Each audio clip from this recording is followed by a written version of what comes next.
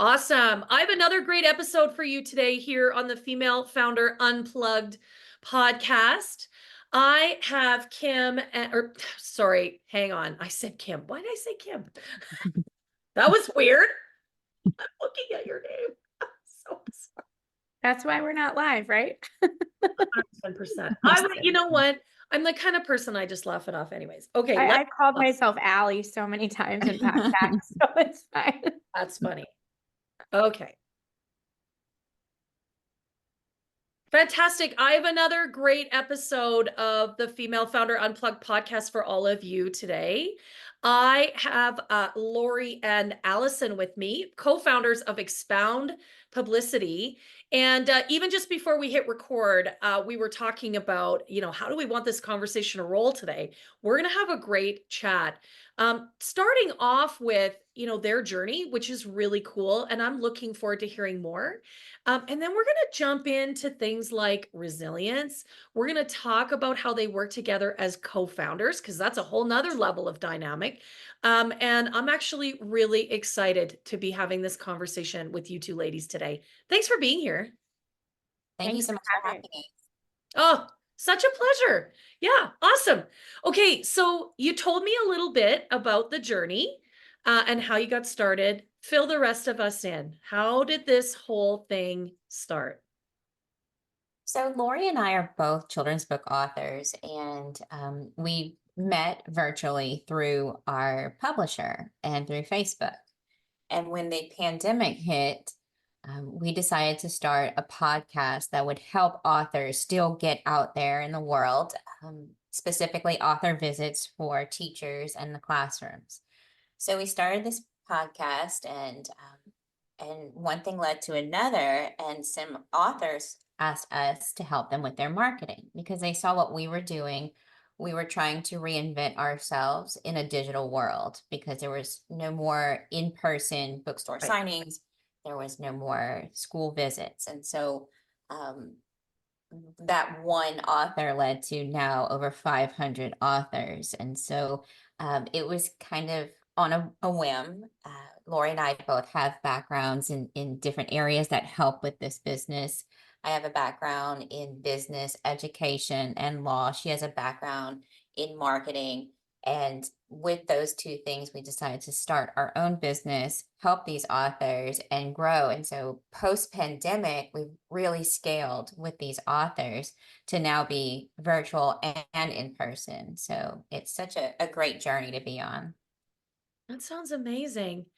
And Lori, I know you said before we hit record that you guys worked together for an entire year on this business before you ever met in person. Isn't that crazy? I love that. Like, I still look back and I can't believe it because Allie and I, when we did the podcast, we talked, every day. And when we started doing this business, it was like every hour for the first couple of months. And I just, it was like, it was meant, I felt like it was meant to be. And our personalities, even though they couldn't be more different, they complemented each other for what we're doing. And so meeting for the first time, like, wasn't this big reveal. It wasn't this big deal, but it just felt like, oh my gosh, finally, like it was a beautiful like celebration of what we had done. And finally we can come together, and we really did. We celebrated together. I love that. Yeah, I mean, hey, listen, I mean, I think we can all admit COVID was a mess. I like to say that COVID ruined everything, but that's not actually true. COVID, allowed us to do things that I don't know if we ever would have dreamed of, right? Like, certainly your business potentially wouldn't exist, especially in the way it is today, without the impetus for change that came through what was a really dark time, right? Right. And then the opportunity to meet in person just is that much more special. But man, we've created great connections virtually. I have some amazing friendships. Never would have happened if it wasn't for COVID. It is so strange because it seems so long ago, yet it seems like it was also yesterday. Yeah. It changed every aspect of our lives, especially with this business. It gave me the confidence after probably about 6 months in the business to just quit my corporate job, which I was Oh, stable, steady, and secure. I was a marketing director at PBS in Chicago. And I knew early on that we were onto something, but once we kind of hit that 6-month mark and we had started getting authors coming to us without advertising, it was just purely word of mouth. I just up and did it. Wow. That's remarkable. I really love that. So, okay, so tell me about how things, I mean, now you're doing in person and virtual. I love that. Our classrooms are flexible now. Our kids are learning different. I mean, we're really in a digital age. And so now you've got authors doing a bit of both. Clearly, your business is growing dramatically. What's changing? What's challenging you now? So I think it's our bandwidth. So Lori and I are very type A, just to be honest and Sure. transparent. And we're a bit of control freaks ourselves, and we work really well together despite that.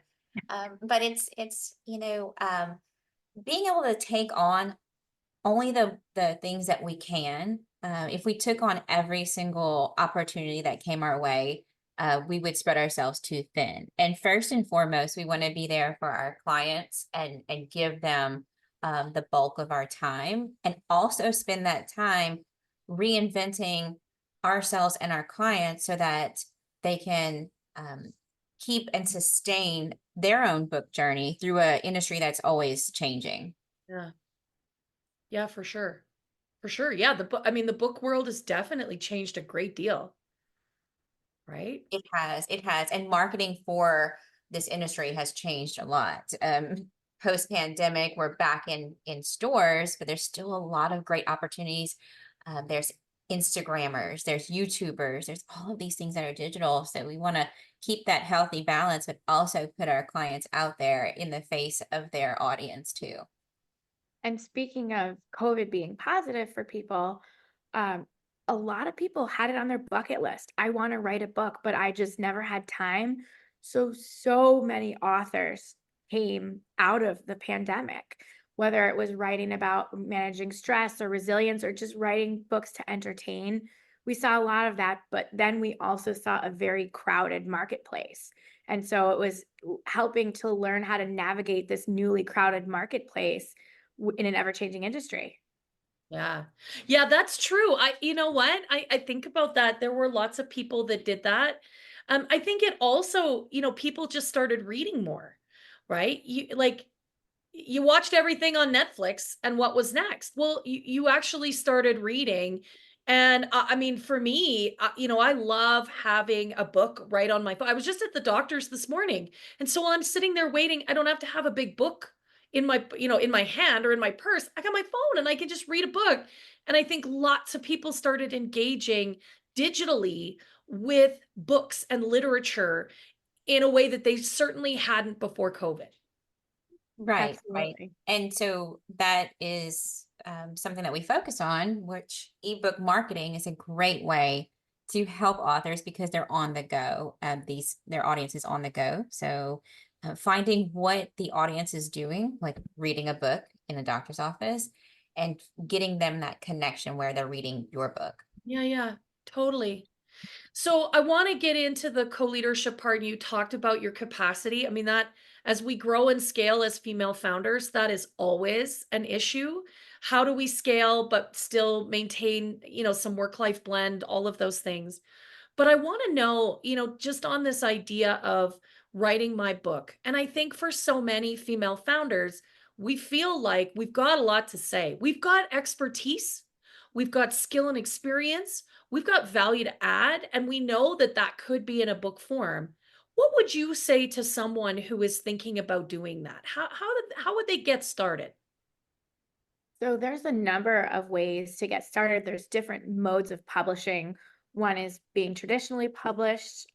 You can do it yourself by securing a traditional publisher or through an agent. And in traditional publishing, you don't pay anybody to get the book process starting, and you receive a percentage of the royalties. Then there's hybrid publishing, which is kind of a combination of traditional and self-publishing. And hybrid publishing is basically working with a publisher. You pay them upfront for some of their expertise. They help you find a designer. They basically do the editing, the project management, and the distribution. And you have to buy your copies. And then there's self-publishing, which of course is completely DIY. It's very bootstrapping. They're all great ways of publishing. But I think, even before deciding which route you want to go, just write a dang book. I hate to say it, like, Yeah, just do it. just do it. Just write the book and don't worry about edits. Don't worry about grammar. Don't worry about any of that. Just write it and then go back. Like, Yeah. for me, that was always a challenge. I got stuck a lot with writer's block. I always knew what I wanted to say, but I would get hung up on word choice and things like that. And just completely write it. It would be my best advice.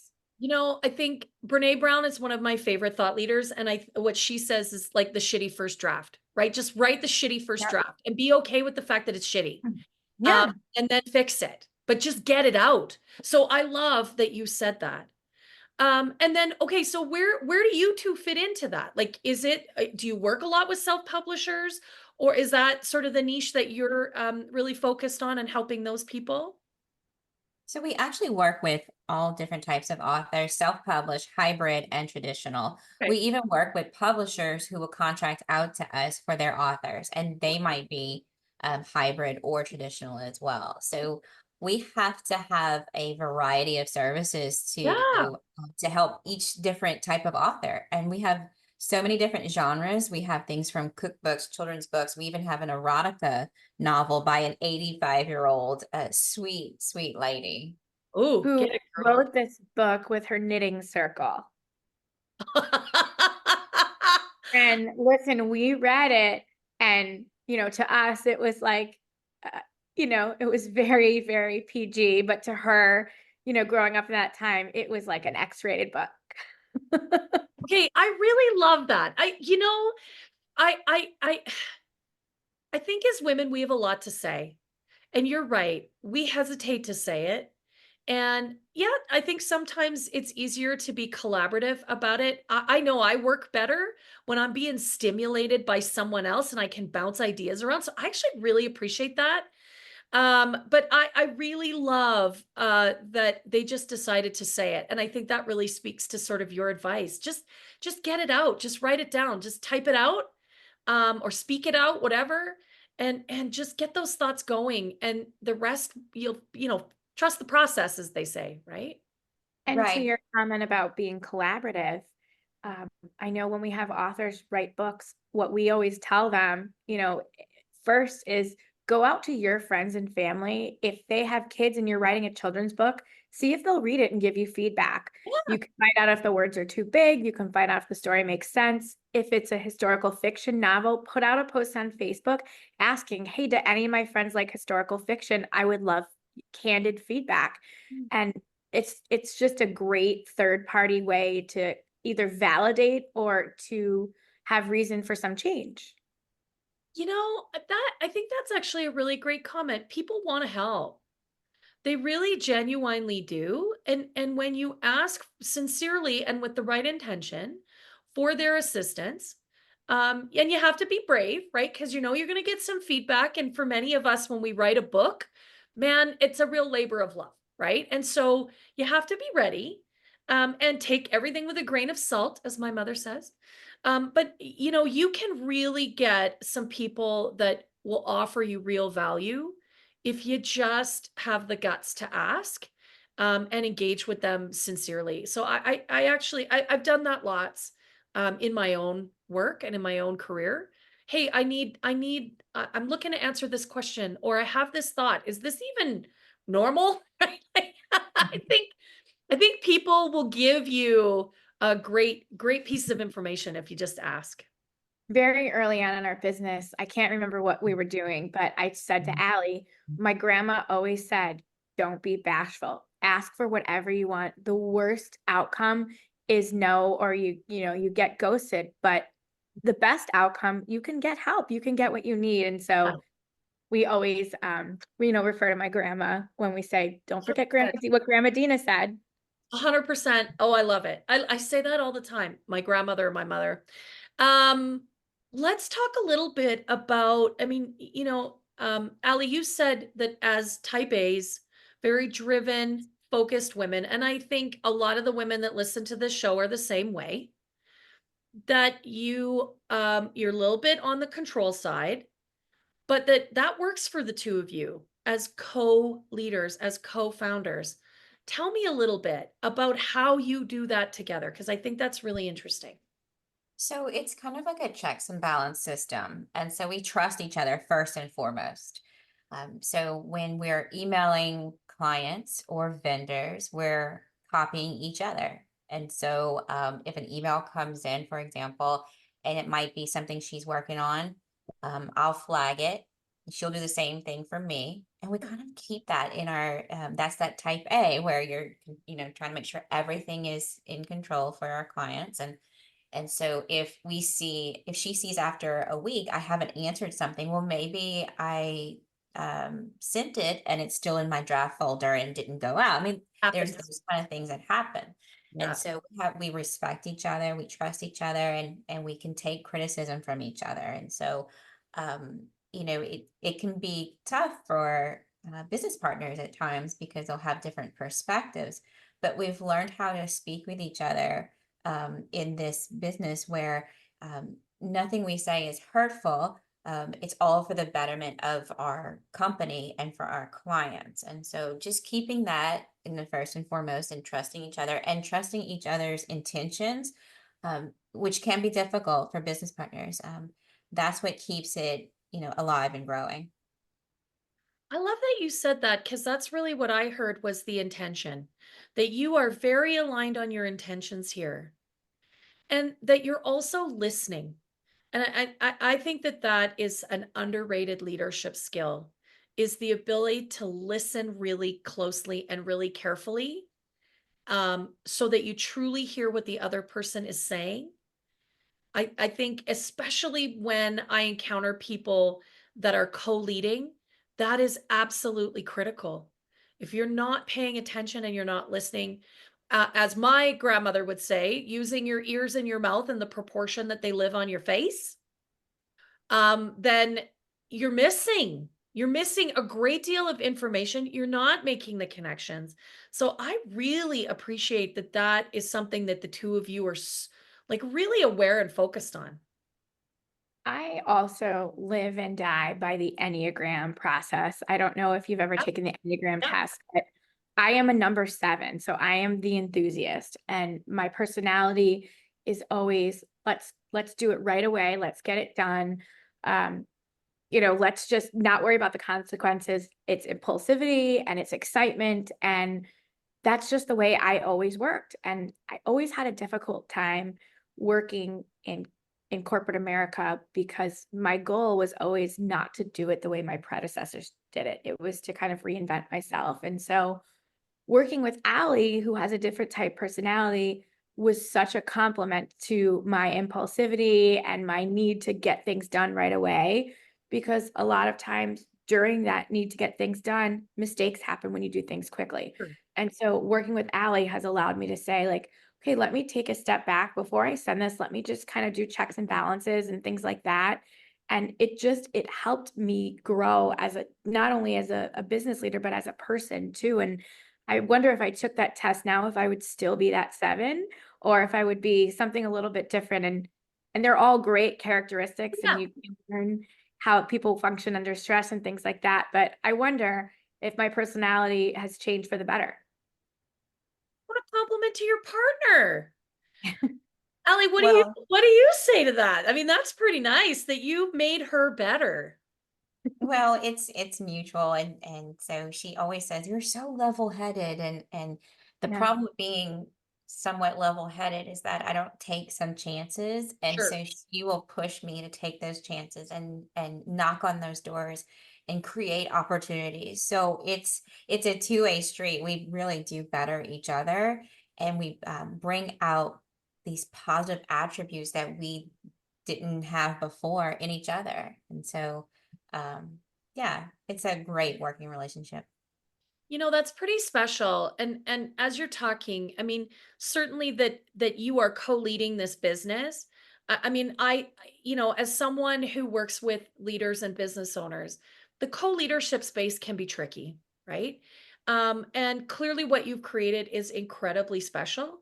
But I also think about even as we're building our businesses and we're adding team members, the same principles apply, right? You have to listen, you have to trust. Ali, you mentioned that. I mean, that is a big piece. You have to have integrity in your work. Clearly you share some work style pieces that are very aligned. And I'm doing a presentation later this week on hiring top talent for small business, and that alignment is so key, right? And I think it weaves itself throughout our business, throughout our team, through our cultures, right? And clearly, you two have created a great working relationship and a great culture, right? And I mean, that just makes me so happy when I hear that, because that's some pieces that are so often missing. So that's pretty cool to hear. I And want, we also have just so much respect for each yeah, other's. And yes, at time, we both have children. Allie has 2 teenagers, so she's constantly shuffling from tournament to tournament. And my kids are a little bit younger. I always joke I have one potty training and one going through puberty, so and then one in the middle. So I'm shuffling to and from daycare and things like that. But we respect each other. If I say to her, Allie, my child is sick today, she's like, I got you. What is important in your flag list? I got you. And if she says to me, we've got a broken bone over here, we made it to the next round in the tournament, I'm like, go, don't worry about it, unplug. oh, And there's just this trust. When we first started, there was a little bit of just for our own hesitancy, sending things to each other. Hey, is this okay to send to an author? And we just grew to completely trust each other. sure. No, just send it. I'll check numbers if you want me to check math or something like Yeah, this. yeah. Just send it. We completely trust each other 100% Uh, and, respect each other's boundaries too. Setting boundaries for our work-life balance was really hard. It took us about 2 years to figure it out, but we wanted to prioritize our clients as much as we could during the day, but then make sure we could prioritize our families when that workday was over. What a perfect example of that. I think that, man, I'll tell you, that's an issue I hear over and over again, right? I struggle with boundaries. I struggle with my ability to balance my work and my life appropriately, or blend it together. I like to approach it like it's a blend, right? Because it really is, and that's kind of what you're talking about. And but you very clearly both have a really strong family value, and you understand not only why that's important, but how you need to make that value real. I think that's when we can really start to articulate what the boundary needs to be. And I find that that's often missing, is that we aren't real clear on the value. So how can we be really clear on the boundary? Right. But you two, I mean, you said it took a couple years up front to sort of work through that. I mean, that's not storming, forming, norming piece that we remember from our corporate days, right? And it really is true. It takes a little time. But I love that you've really clarified, what's really important here. And it's important to both of you, and you know how to protect that. I think that's what a lot of female founders sometimes miss. And that's where we get in trouble. Yeah, I love And it. just having this ability to have this open dialogue with Allie. Yes. There have, of course, like with any business, there have been bumps in the road. We have disagreed with each other, but we will talk about it in a constructive way, and we will always find that middle ground. We've never had an actual conflict, which knock on wood, I don't think that we're going to now that we No. in year 4.5.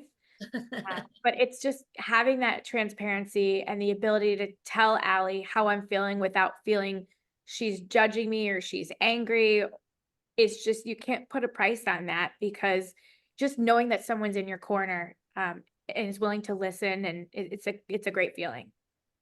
Yeah, that's amazing. I mean, I think we all want to feel seen and heard and valued and understood, like we belong somewhere. And you know what? I got to tell you, it sounds like the two of you've created something really, really special.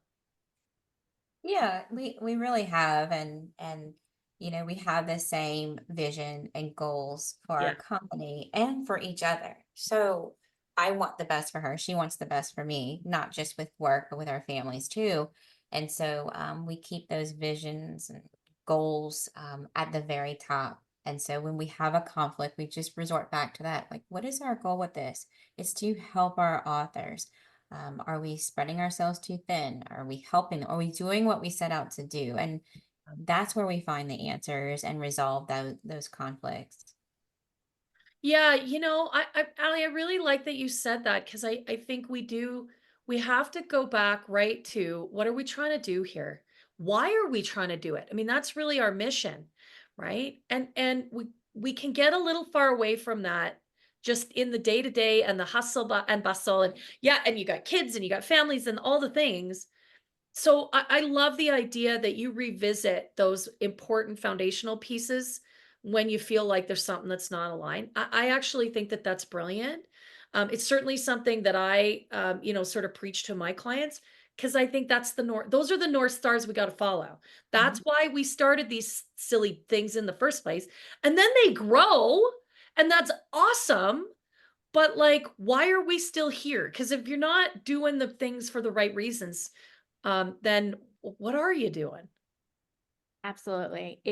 At the end of the day, for both of us, it just feels so good to do something that we love and to know that we're helping other people because we were also in their shoes. We were first-time authors at Totally. one point, and we navigated this all on our own. So to have a company that specializes in this is unique in the marketplace. Yeah, totally. I love it.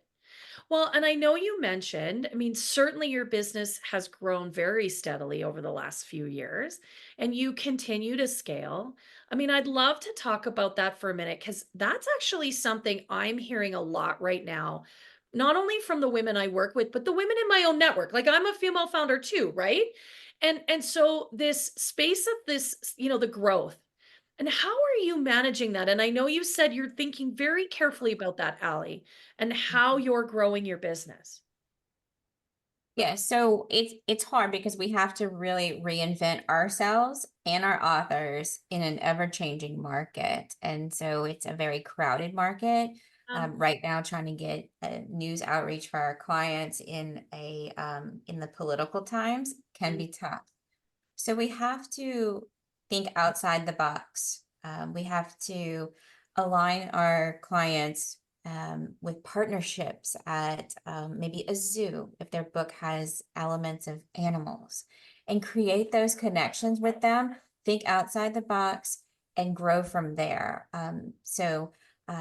Next year is going to be different. We don't know what's going to be thrown at us. We've been through pandemic, we've got political stuff, we've got all kinds of things coming up, and we just have to be ever changing and be resilient.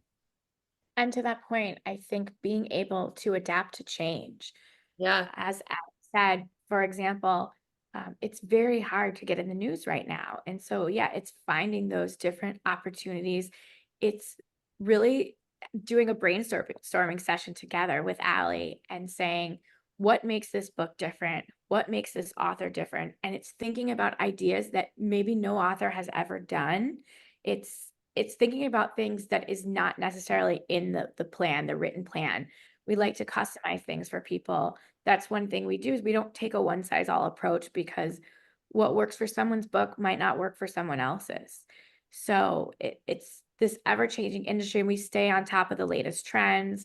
We frequently speak at different webinars and symposiums, and we learn ourselves. We go to these events and we see what's going on. We're members of the American Literary Association, so we attend the virtual conferences and some of the industry conferences. And so we want to make sure we're up to speed on everything so we can help adapt with that change. Yeah. It's really important to stay connected to what's in the zeitgeist, right? And especially in a business like yours that shifts so rapidly. Yes, I mean, even you're in the US, I'm here in Canada. All our news cycles are dominated by your American election right now. That's very, very present. And I appreciate that it's actually really important and it's important for both countries, right? We're such connected partners, we're cousins. But yeah, it is really tricky. It's really tricky to get people's attention, to get space. I can appreciate that. And I'm not a marketer, right? That actually makes a lot of sense. One of the words, Ali, you mentioned, was resilience. And certainly in our small and growing businesses and as leaders, we have to be resilient. Like being an entrepreneur is a roller coaster ride, right? Like you're both nodding, like the ups and downs, the ins and outs. And just when you think you figured it out, you go through the like drop of doom, right? So how do you stay resilient as leaders and founders of your business? So I think it's important to look at it as an opportunity for growth. Um, resilience comes with growth, which is positive. And so keeping a positive outlook on something that comes our way, although there's been times when, we call each other and we're like, what are we going to do now? But, Yeah. it's time to problem solve. And Yeah. so we become problem solvers versus marketers. And so being able to adapt to those things and staying positive and being supportive of each other Yeah. um, is the best way to be resilient. Having a partner that you can get ideas from, and brainstorm, troubleshoot, that is so important.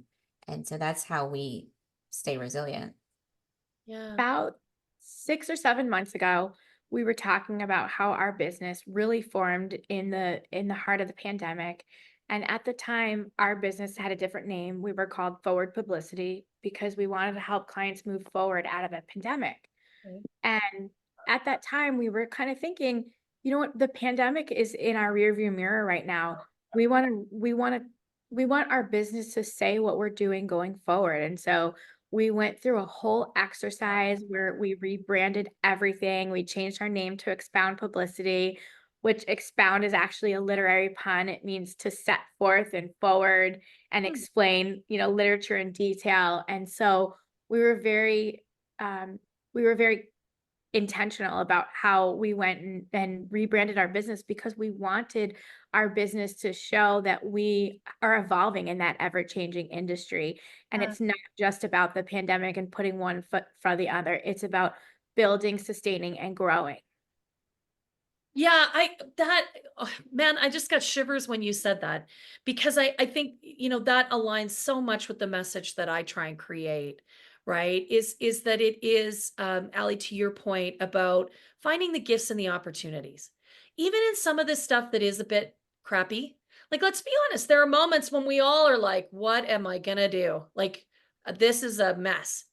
But there's always an opportunity. And sometimes that is when you come up with the coolest, most unique solution, is because you are forced. You have no, like the other options are maybe off the table. And so you got to do something cool and creative. You've got to think not just out in a corner of the box, like you got to crush the box, right? And ultimately, yeah, you do have to you have to stay connected to your vision.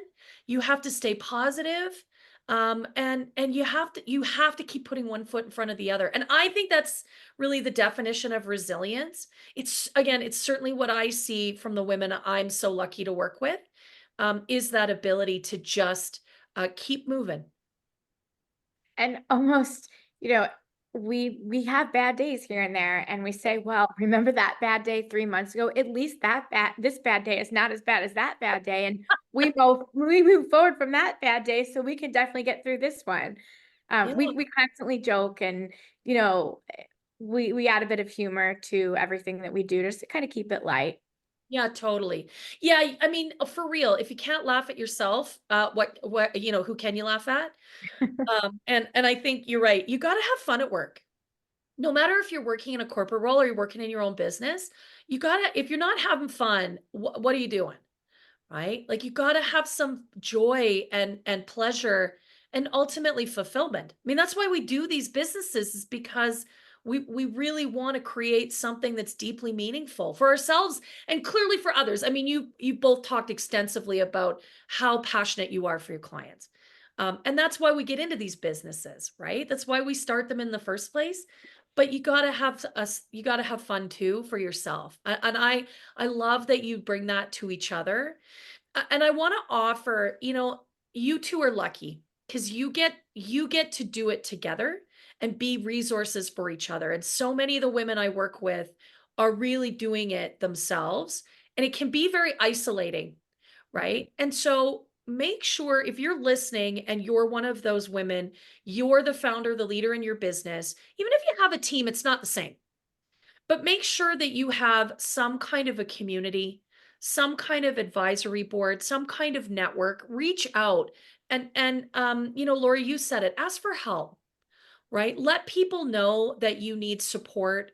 If you need support in a meaningful way, find a coach and find the right coach. Find someone who is certified, who has the skills, the experience, the designations, the ethics behind it. Find the right fit, the right human. You too have clearly found the right human to be with. And I think that that's so key.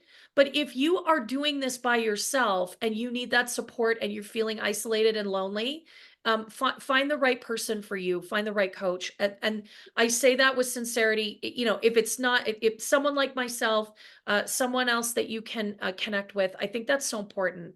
And I really appreciate that you two challenge each other and create that space where there's creativity and positivity and just deep trust and engagement.